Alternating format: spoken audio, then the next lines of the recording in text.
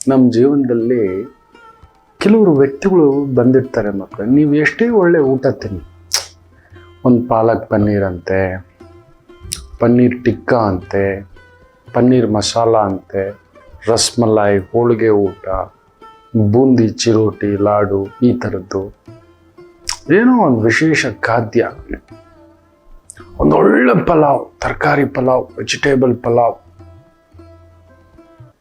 ನನ್ನ ಮನೇಲಿ ನನ್ನ ತಾಯಿ ಜೀವ ಮಾಡುತ್ತೆ, ಅದ್ಭುತ. ಏನು ಸಿಗಬೇಕು ಒಳ್ಳೆ ಅನ್ಬೇಕಾದ್ರೆ ಟಕಕ್ ಅಂತ ಹೇಳ್ಬಿಟ್ಟು ಒಂದು ಚಕ್ಕೆ ಸಿಗುತ್ತೆ, ಇಲ್ಲ ಲವಂಗ ಸಿಗುತ್ತೆ, ಇಲ್ಲ ಏನೋ ಇದು ಹೆಂಗೆ ಮಾಡಿದ್ರು ನೋಡೋ ಅಂತ ಹೇಳ್ಬಿಟ್ಟು ನಾನು ಹಾಗಾಗಿ ಹೇಳ್ತಿರ್ತೇನೆ ಕೆಲವೊಂದು ಟೆಕ್ನಿಕ್. ಅದನ್ನೇನು ಮಾಡು, ಒಂದು ಸಣ್ಣ ಬಟ್ಟೆನಲ್ಲಿ ಅದನ್ನು ಹಾಕಿಬಿಟ್ಟು ಹುರಿದ್ಬಿಟ್ಟು ಅದನ್ನ ಆಮೇಲೆ ತೆಗೆದುಬಿಡು. ಅದು ಸಿಗುತ್ತೋ ರುಚಿಯೇ ತೆಗೆದು ಬಿಡೋ ಅಂತ ಇರಲಿ. ಅಷ್ಟು ಒಳ್ಳೆ ಅಡಿಗೆ. ಅದು ಅನ್ನ ರಸಮ್ ಇರ್ಬೋದು, ಅನ್ನ ಸಾಂಬಾರು ಇರ್ಬೋದು, ಕಾಳು ಸಾರು ಇರ್ಬೋದು, ಈಗೇನೋ ಅವರೆಕಾಯಿ.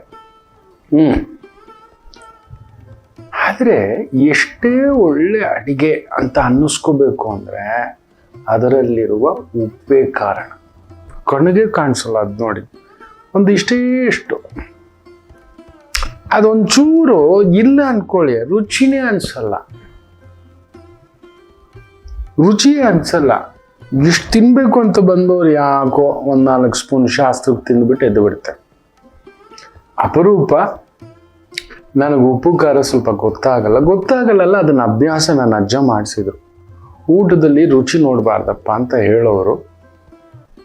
ಸ್ವಲ್ಪ ಉಪ್ಪು ಹೆಚ್ಚು ಕಡಿಮೆ ಇದ್ರೆ ನಾನು ಏನು ಮಾತಾಡಲ್ಲ, ನನ್ನ ಪಾಡಿಗೆ ಕಮ್ಮಿ ಇದ್ರು ತಿನ್ನೋದೆ. ಇದೇನ್ರಿ ಹೇಳೇ ಇಲ್ಲ, ಯಾವಾಗಲೂ ವೆರಿ ರೇರ್. ನಾವಿಬ್ರು ಬೇಕು ಅಂತ ಕಿತ್ತಾಡಬೇಕು ಅಂದಾಗ ಇದೇನಿದು ಅನ್ನತಕ್ಕಂಥದ್ದು, ಅದು ಬಿಟ್ರೆ ವೆರಿ ರೇರ್. ಏನಿಟ್ಟಿದೆಯೋ ಪ್ರಸಾದ ಮಾಡಿರುತ್ತೆ ತಾಯಿಜಿ. ಒಂದು ಚೂರು ಉಪ್ಪು ಇಲ್ಲ ಅಂತ ಅಂದ್ಕೊಳ್ಳಿ, ಯಾರೂ ತಿನ್ನೋಲ್ಲ. ನಮ್ಮ ಜೀವನದಲ್ಲಿ ಆ ಥರ ಕೆಲವರು ಇರ್ತಾರೆ. ರುಚಿಗೆ, ನಮ್ಮ ಜೀವನದ ರುಚಿಗೆ ಅವರು ಇರ್ತಾರೆ ಧರ್ಮಾತ್ಮರು.